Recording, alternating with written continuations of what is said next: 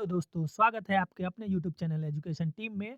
आज हम chapter number 16 करेंगे, साइंस के टॉप 25 क्वेश्चन। तो जिन्हों जो चैनल पे नए हैं, चैनल को सब्सक्राइब कर ले, बेल आइकन को दबा ले। स्पेशली फॉर साइंस का जो है वो स्पेशली रेलवे के लिए चल रहा है। अब पुराने स्टूडेंट को तो पता होगा, जो नए हैं उनको बता दूं और पीछे जो भी वीडियो है, जो भी क्लासेज है, उसको भी देख ले, ताकि आपको साइंस से रिलेटेड जो भी क्वेश्चन होगा, फिजिक्स, केमिस्ट्री और बायो, वो सारे कवर हो जाएंगे। ठीक है, और वीडियो को सब्सक्राइब कर ले और शेयर भी कर दे दोस्तों को, ताकि उनको भी पता चले।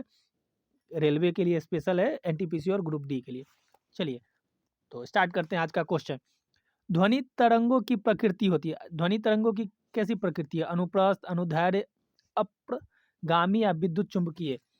तो इसकी होती है अनुदैर्ध्य। कैसी होती है ध्वनि तरंगों की प्रकृति? अनुदैर्ध्य। Option number B is the right answer. निम्नलिखित में कौन सा कथन ध्वनि तरंगों के लिए सत्य है? मतलब राइट कौन सा है? इसकी ध्रुवित किया जाता है, ये निर्वात में चल सकती है, निर्वात में तो बिल्कुल भी नहीं चल सकती है। उसको एक माध्यम की जरूरत है, तो उपयुक्त में से सभी कथन तो नहीं होगा, ये दोनों एक्सक्लूड हो गया। राइट, बच गया ये। ध्रुवित नहीं किया जा सकता है, तो ये हो गया। 0 डिग्री सेल्सियस पे इसकी चाल 332 मीटर प्रति सेकेंड होती है।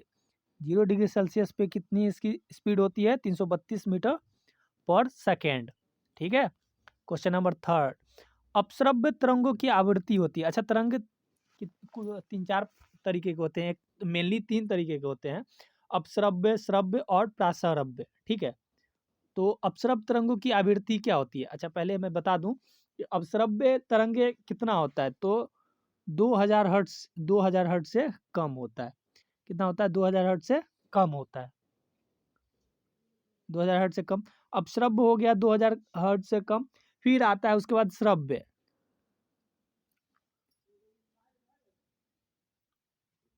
फिर आता है अपश्रव्य, तो 2000 से 2000 नहीं, सॉरी, 20 हर्ट्ज से कम हो गया। उसके बाद फिर आता है श्रव्य। श्रव्य ये हो जाता है 20 हर्ट्ज से 2000 के बीच में, 20,000 के बीच में, 20,000 के बीच में श्रव्य आ जाता है। उसके बाद होता है एक प्राश्रव्य। फिर होता है प्राश्रव्य। ओ भाई, हिल का रहा है। फिर आता है प्राश्रव्य।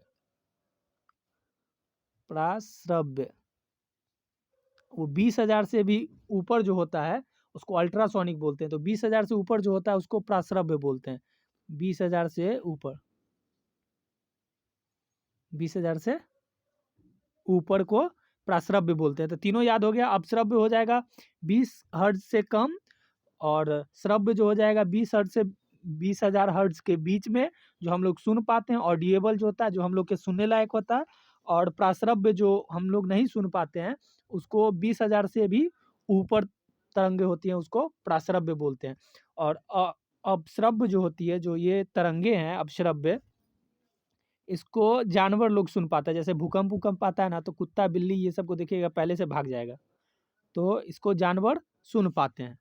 ठीक है, नेक्स्ट चलते हैं।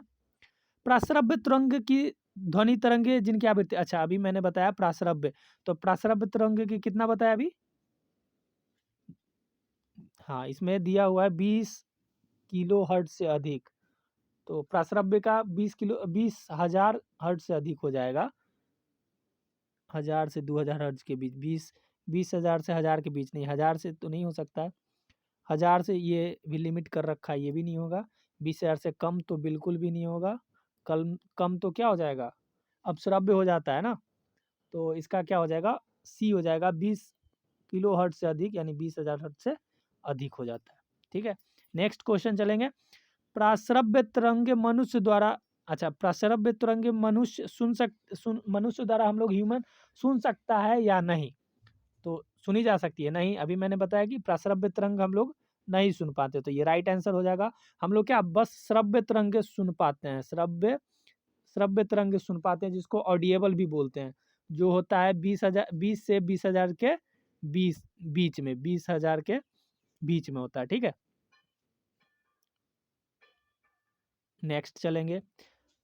प्राश्रव्य तरंगों की सबसे पहले किसने सीटी बजाकर उत्पन्न किया था? किसने पता लगाया था कि ये प्राश्रव्य तरंग है? वो गॉल्टन ने। किन्होंने पता लगाया था? गॉल्टन साहब ने सीटी बजा के पता लगाया था। नेक्स्ट, शिकार परभक्षियों या बाधाओं का पता लगाने के लिए चमगादड़ अर्थात डॉल्फिन किस परिघटना का प्रयोग किया जा करता है?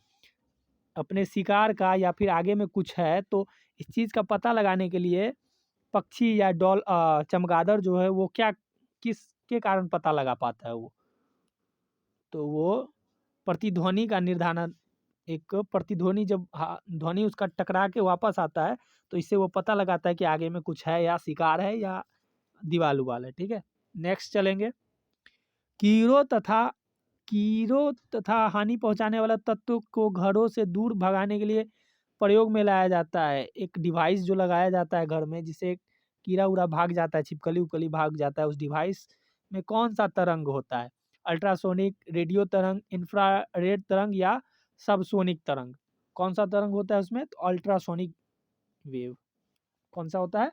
Ultrasonic wave. अल्ट्रासोनिक वेव यानी कौन सा?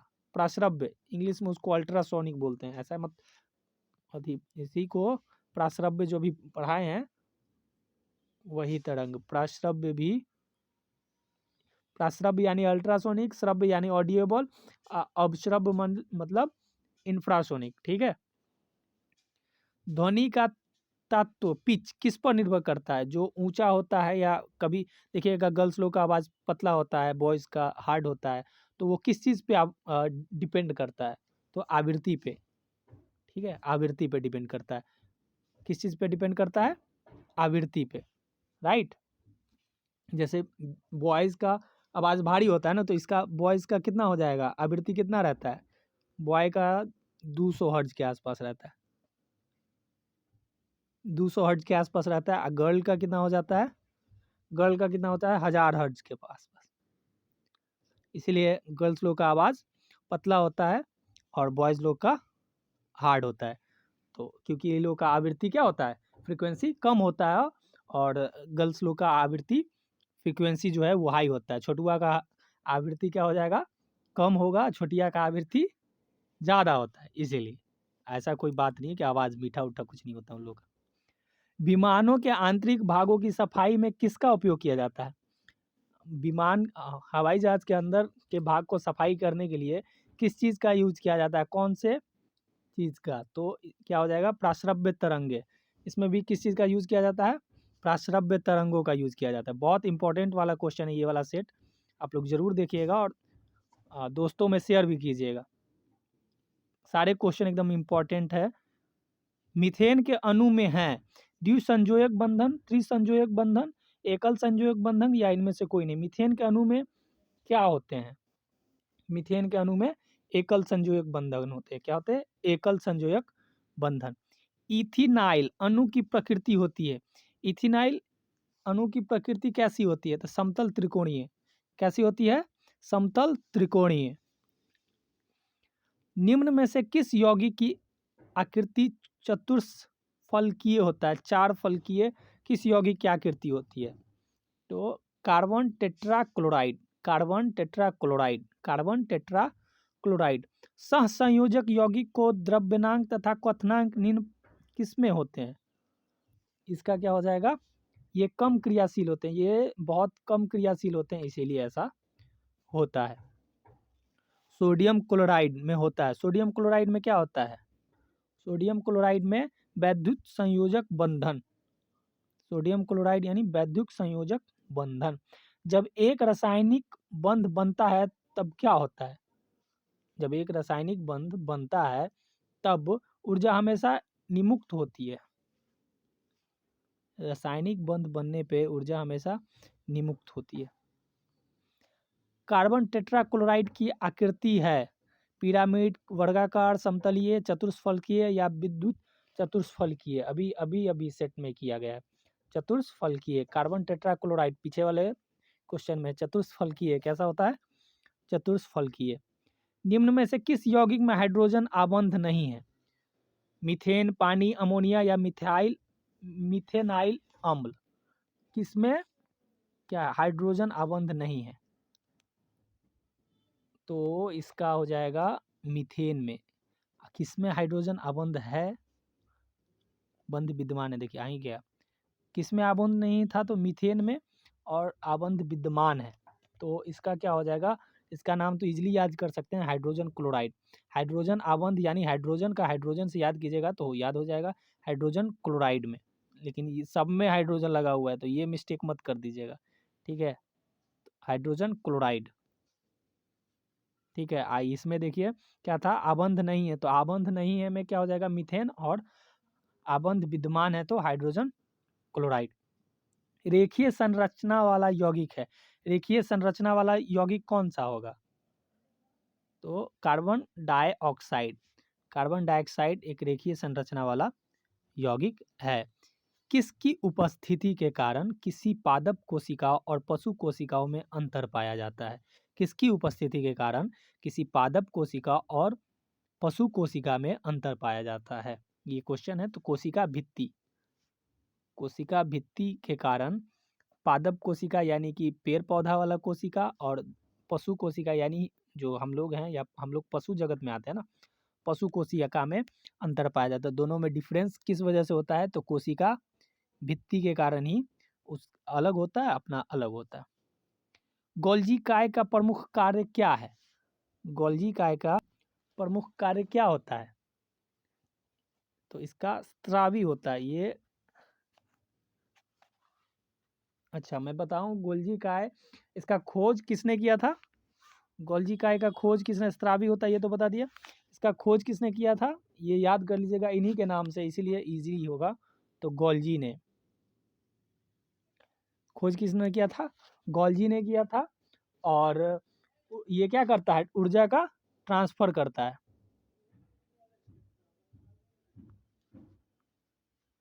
ये सारे न्यूक्लियस में होते हैं, चाहे वो गोल्जी काय हो गया, वैक्यूल्स हो गया, सेंट्रोसोम हो गया, माइक्रोकॉन्ड्रिया हो गया, लाइसोसोम हो गया, इंडोप्लाज्मिक रेटिकुलम हो गया, सारे एक न्यूक्लियस में होते हैं। तो उसमें एक गोल्जी काय होता है, वो क्या करता है? ऊर्जा का ट्रांसफर करता है। नेक्स्ट क्वेश्चन पे चलेंगे। निम्नलिखित में कौन सा कोशिकांग डीएनए रखता है? ये आ गया ना, डीएनए कौन रखता है? जो डीएनए आदमी में डीएनए बहुत नाम सुने होंगे आप कि एक जनरेशन दूसरे जनरेशन में उसके पेरेंट्स में डीएनए क्या करता है? मैच करता है। तो डीएनए किस में होता है? बॉडी के किस चीज़ में होता है? तो ये होता है आपके माइक्रोकॉन्ड्रिया में। डीएनए कहाँ उपस्थित होता है? माइक्रोकॉन्ड्रिया में, ठीक है। और माइक्रोकॉन्ड्रिया का खोज कौन किया था? अल्टमैन। इसका खोज कौन किया था? अल्टमैन साहब ने। ये सब लिख लीजिएगा, आता है क्वेश्चन में। माइक्रोकॉन्ड्रिया का खोज किसने किया था? और ये काम क्या करता है? ऑक्सीजन और हीमोग्लोबिन को बॉडी में ले जाता है। हमारे बॉडी में ऑक्सीजन ऑक्सीजन और हीमोग्लोबिन ले जाता है, ठीक है। Next question.